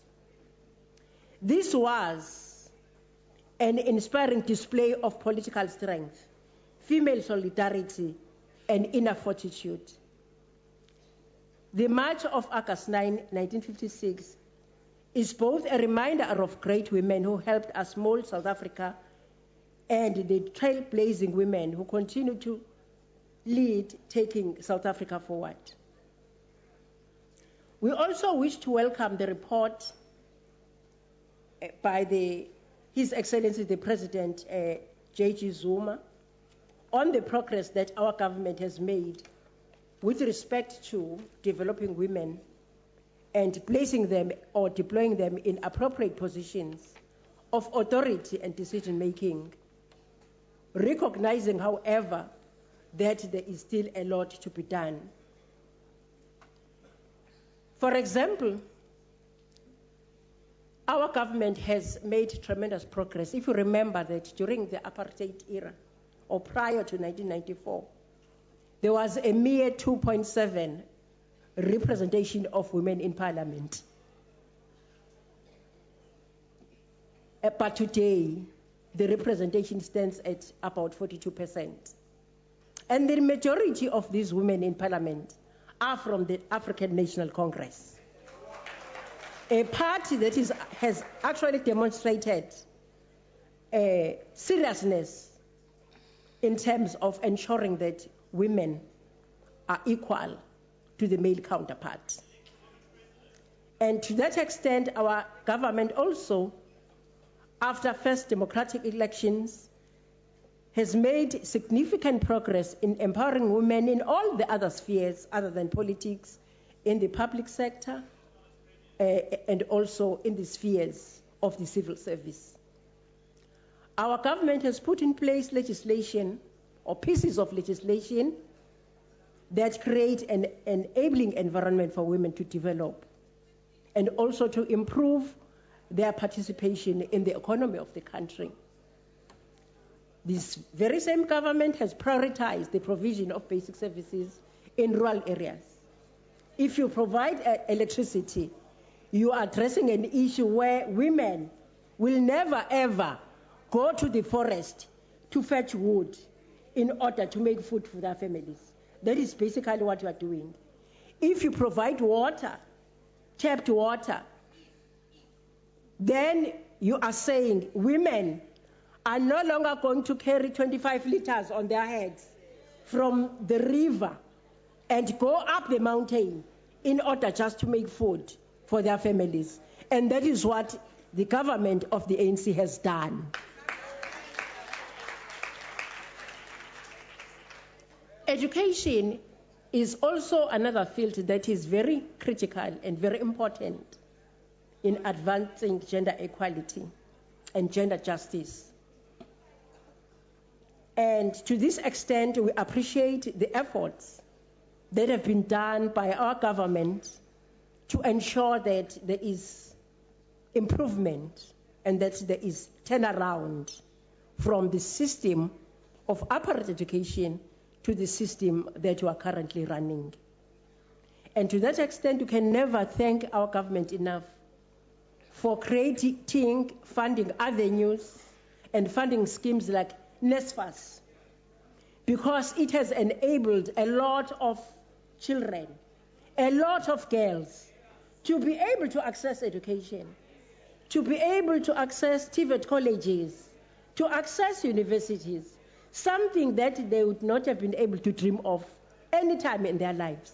But through NSFAS, they've been able to acquire knowledge, to acquire skills that they need to begin to run their business if they so desire, and also begin to have a meaningful input in the economy of the country.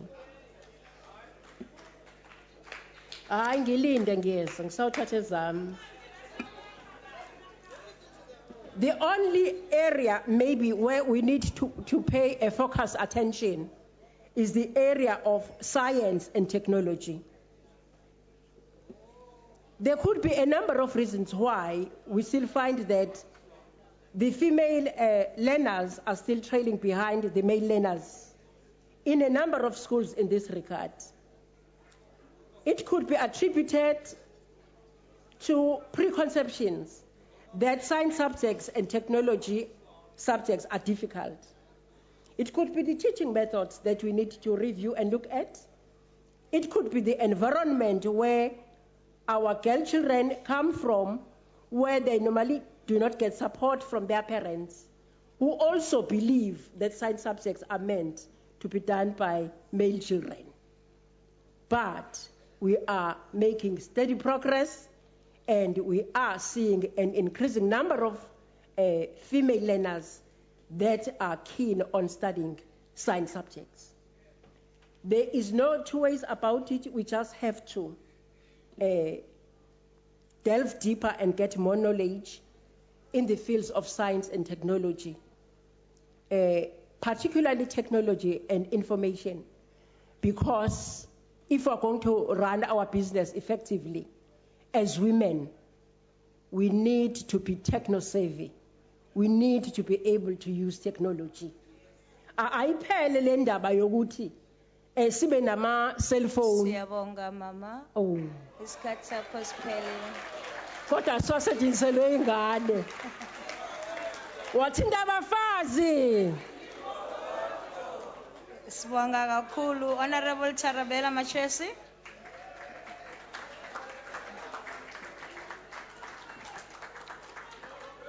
Thank you, Chairperson.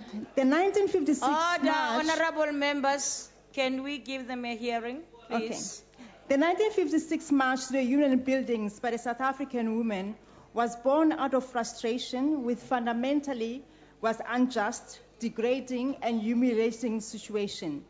Yet it seems that the role women played in building our democracy is not recognized or continued as this new dispensation is failing our women even today.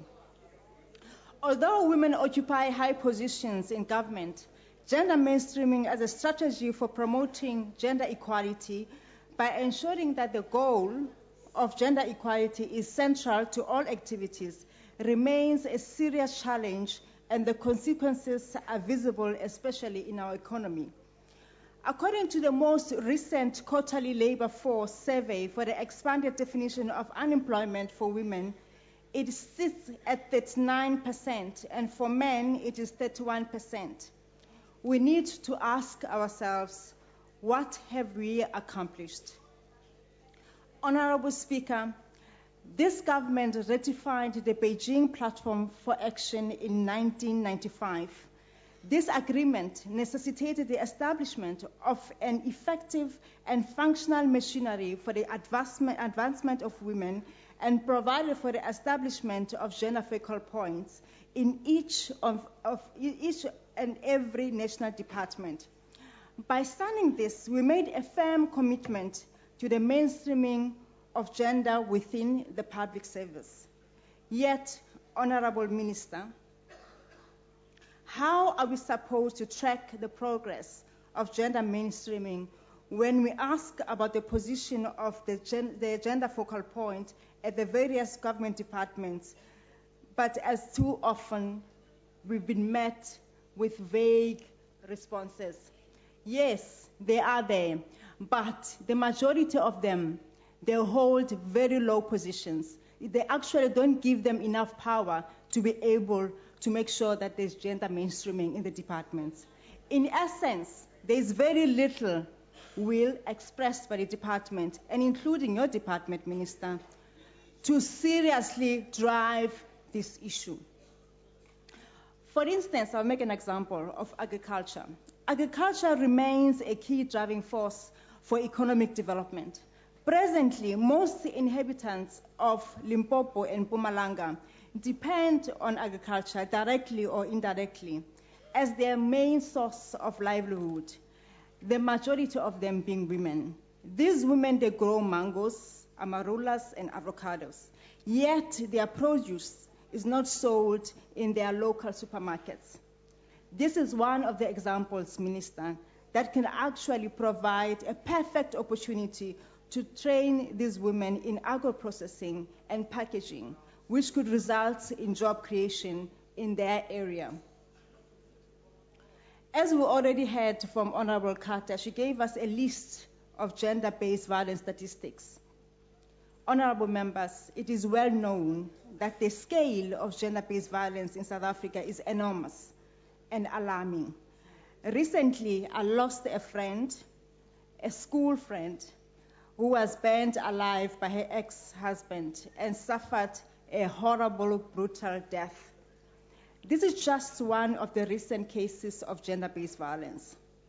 In his State of a Nation address last year, with the backdrop of countless national policies, strategies, plans, and programs to combat violence against women, which have yielded few results, President Zuma reminded the nation that the National Council on Gender-Based Violence was set up to coordinate government's efforts to address rape and domestic violence.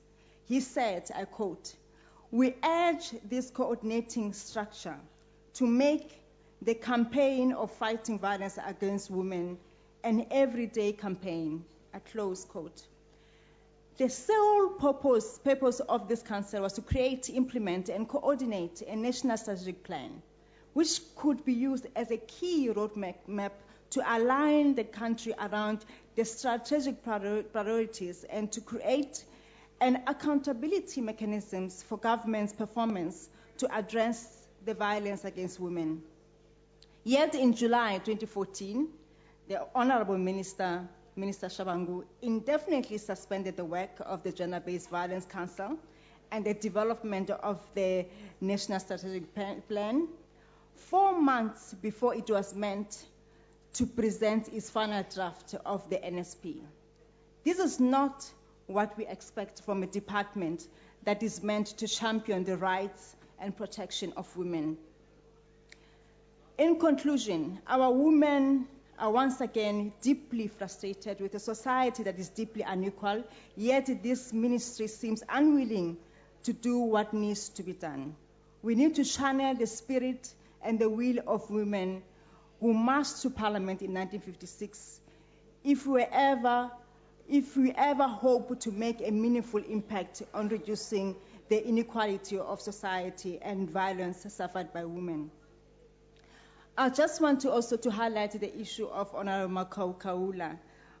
Mama Kaula, njengomuntu omdala, uba ngaba ndidunisile, ndicela ukuthi undibizele ecaleni, uthi ndicela unxibe kakuhle ntombi yami. Ungumama, nguwe ofuneka usixelele ukuthi na sinxibe njani, siziphathe njani. Siyabonga ma. Njengabantu beParlamente. Siyabonga. It is said that today. But Honorable Chair, on a point of order. Chair, on a point of order. Yes, honorable. Order, honorable members. Chair. Order, honorable members. Yes, you are recognized. Chair, I thought you would have made a proper ruling initially when Honorable Zwane made the same remarks. What? Honorable Zwane made the same remarks that she's making. Honorable member. The point that I want to raise is that Mem Kaula made reference. To a minister who spoke in defense of the president about using Ibunu in Parliament. All right. And Mem Kaula was not out of order, and you should have sustained that order. Honorable. And it is repeated here, and you keep quiet. Honorable member. You need to protect all of us here in Parliament. Honorable member, please take your seat. Order that Mem Kaula please made. Take your seat. Let me address you. Continue to keep quiet. Stop pointing. I want to address you. Please take your seat. Because if there's anyone. Please take your seat. Honorable Speaker. No. But I'm on a point of order. I'm on a point of order. No, there's no point of order. That's a point of debate. I rise on a point of order, and I think I need to be protected to finish my order. Please sit down. Please. I want to address you. Please sit down. Honorable members, order.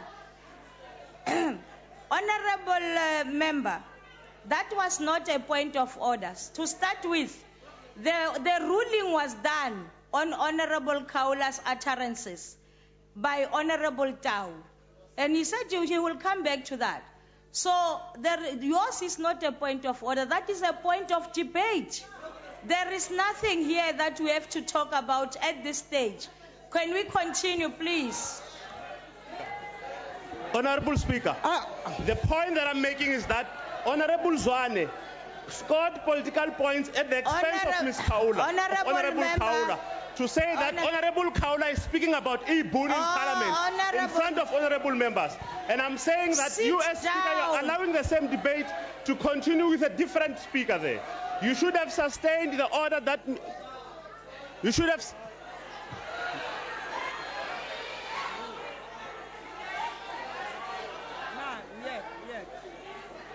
I'm not going to allow you to continue, Honorable Member. We are not in a debate now. Please sit down. We want to continue with the debate. Kodwa akachaze kahle angizange ngisho lento mina. Lo ukhuluma into ongayazi mayingasazi isiZulu. Angaze ngisho umuntu odunusile la. Angayikhuluma into angayizwanga lokuthi kuthweni. Ukhuluma into angayazi. Honorable, I think you heard Honorable Tau when he was making a ruling. And angishongo ngalendlela ayibeka ngayo. Angishongo ngalendlela ayibeka ngayo. Mina nginandaba nomuntu ongigqoke kanjani la. Mina ngibekanga kanjani. We have heard you, ma. Please sit.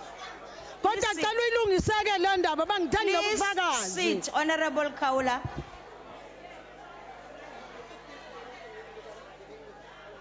Order, honorable members. Honorable Honorable members. Honorable Kaula, I'm not going to take any point of order on this matter. No, I'm not on this matter, Honorable Chairperson.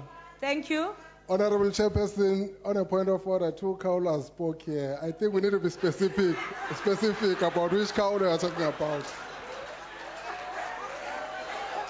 Okay, no, it's fine, Honorable Kaula.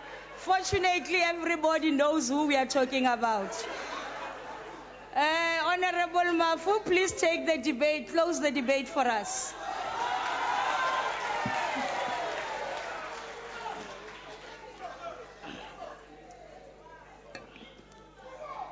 Ndiyabonga sihlalo malunga bekekileyo ezindlu zombini zowiswa mthetho indwendwe zethu eziphezulu ingakumbi amalungu e-ANC Women's League ahleli phaa phezulu ababukeli emakhaya ingakumbi amakhosikazi athwele igyokhwe yengcinezelo ngokobuni ubuhlanga nangokwesizwe siyalalisela iinkokheli zombutho wamanina kakhongolose ezonyule kule mpelaveki sisuka kuyo zikhokhelwa ngumongameli uBathabile Dlamini. Sinethemba lokuba idabi lomama liza kuhamba ngesingqi esiphezulu. Chairperson, women emancipation is a struggle to eradicate the ideology of domination that permeates oppressive cultural practices on various levels, as well as commitment into reorganizing society, so that self-development to people can take precedent. If we understand this, then you will agree with me that critical political consciousness based on ideas and beliefs as articulated by the African National Congress is very important. Women are human beings capable of participating fully and equally in every realm of human endeavor. When women are held down, all humans are held back. Women can only be liberated through the revolutionary transformation, which otherwise is called women emancipation, through powerful motive forces in that revolution. If you want to understand the motive forces, the strategic and tactics of the African National Congress, Chapter 5, Clause 190 to 121 explains to you what are these motive forces. But in particular, You must go and look at clause 118. A sustained program of action against gender oppression is of primary importance to the entire progressive forces because it is the practice most people experience, whether their role is that of a discriminator or discriminated against, exploiter or exploited. It is the practice of domination most people are socialized to accept before they even know that other forms of group oppression exist. Women emancipation is the crucial step in the struggle to eliminate all forms of oppression. It is an integral part of our daily struggles. Leaders who do not support women emancipation are enemies of the revolution. And here I am reminded in particular of the Premier of Western Cape, who is supposed to be a woman, who, when she was supposed to appoint a cabinet, appointed a boys' choir of a cabinet. Often, when the crisis period has passed in progressive countries, all sexist patterns re-emerge, antagonism develops, and political solidarity is weakened. Gender activists need to be on the lookout Honorable for this. Mafu, please take your seat. Honorable... The rules of this House are that any sitting member has the respect of this House. To refer to a Premier as a woman who is supposed to be a woman, the implication is that the Premier of the Western Cape is a man. Is that really what we want to hear at that podium on this debate? I am shocked. I would like this person to withdraw, please. Thank you very much. Honorable Chair, Honorable members. Honorable Chairperson. Honorable Chairperson. Honorable Deputy Chief Whip. Premier Helen Zille is not a member of this House. The rules applied to members of this House. She's not a member of this House. Thank you. Honorable members, wait. Let me rule on this matter. Honorable members, we are sitting here as a joint sitting. And a joint sitting includes the provinces. Now, please, the word supposed to be a woman. Will Honorable Mafu please withdraw that part? Honorable Mafu, just that part. Please withdraw. Drawn, Chair. Thank you very much. Chair. Gender activists need to be on the lookout. Order. Ma'am, she said draw. That is Honorable not withdraw. Chair. That is a drawing that an Honorable artist Chair. would do. Honorable Chair, order, please. Honorable members, please. Honorable Chair. Honorable Chair. member. There is another point of order here. Honorable Mafu, please sit. Honorable House Chairperson, may the honorable member also withdraw the phrase, this person. Thank you. Which honorable member, Honorable Deputy Chief Whip? Honorable Kola Barnett. Thank you. Sit down. Honorable members, we have been having a good debate. Let's not spoil it. Honorable Mafu, I have asked you to withdraw. Will you please do that? And I have. Chair. I heard you saying I withdraw. There's some. Thank you very much. Gender Can you please activists need sit? to Can be you on- please sit? Honorable Kola Barnett, please stand. Did you refer to Honorable Mafu as this person? I did indeed. I don't know what her title is. But I will say, I apologize. I should have called her that member. Thank you. Sit down. Will you have apologized. Thank you. Continue, Honorable Mafu. Order, honorable members. Gender activists need to be on the lookout for this. Otherwise, the legacy of women emancipation, which was championed by our stalwarts Helen Joseph, Francis Bart, Mele Sia, and many others, is threatened. We must keep our eyes on the ball at all times. The Madiba legacy debate last week in this House is a perfect example of how old sexist patterns can re-emerge if we are not guarding against them. As you all know, honorable members, the speakers in that debate last week were all men. Any liberation which does not result in the emancipation of women will be but a shadow of what would otherwise have been a true liberation. Chairperson, as President Zuma said in his address to the ANC Women's League conference, and I quote, "Unity will strengthen women emancipation."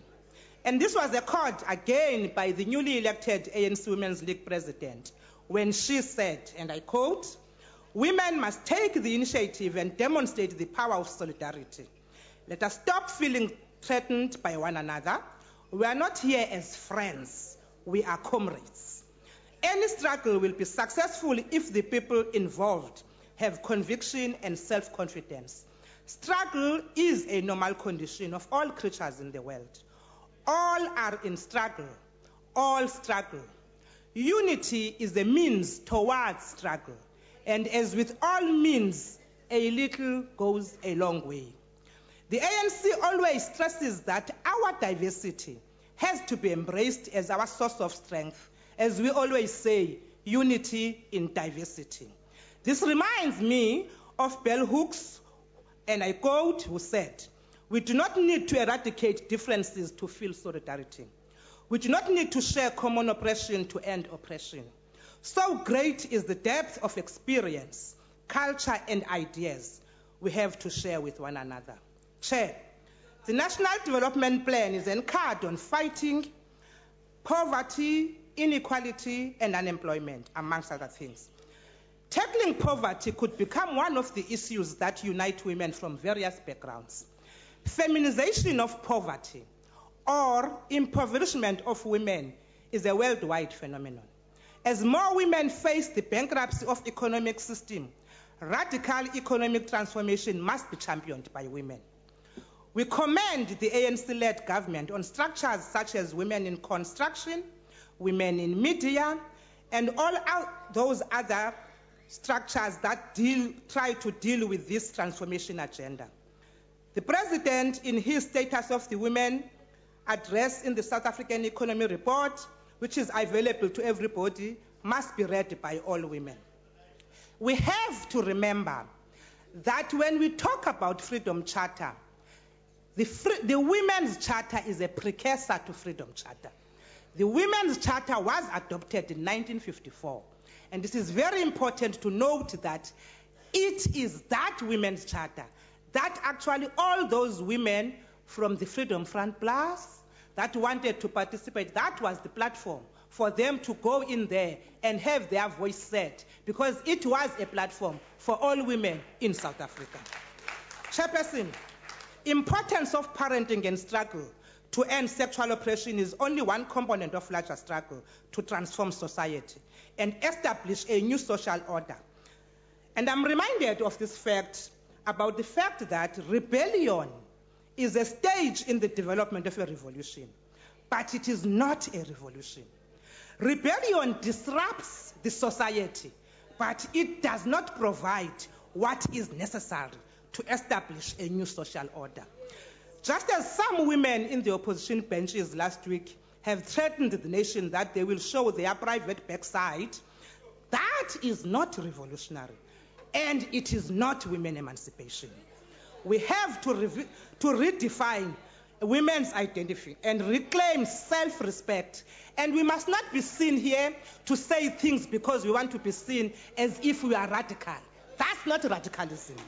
As we build on the legacy of those who came before us, we must recapture the attention, support, participation of the many women who were once active, and some have lost their lives. Some of the issues here will go a long way to try and unite those women and moving South Africa forward. As Chief Albert Lutuli said, the road to freedom is long and thorny. But because our cause is just, the glorious end, freedom is ours, and unquote. In conclusion, Chair, I pay tribute to all the unsung heroines, flowers of our revolution, whose names we would never know, who laid down their lives in order for us to enjoy this freedom. I pay tribute to all those women, particularly in Tangen village where I was born, who made the sharing of communal toilets look normal and acceptable.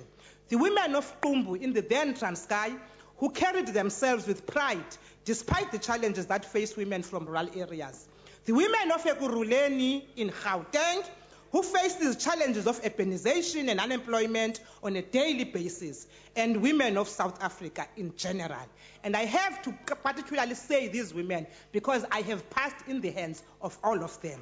Honorable Speaker, I want to say in this particular time, xa sisithi wathinta abafazi malibongwe xa ndizawuhlala phansi i-DA xa isixelela nge-sexual harassment sikhumbula into yokokuba kukho ndoda ithile ihleli kweza bench esingayaziyo into yokokubana yasike yafayinwa kodwa iharase amakhosikazi. Ndiyabonga.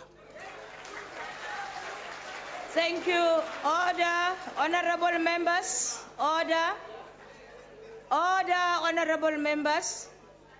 Honorable members, at the conclusion of this very important debate, allow me, on behalf of the presiding officers, to wish all the women of South Africa well and to express the hope that we will have a productive and a prosperous Women's Month while together moving South Africa forward.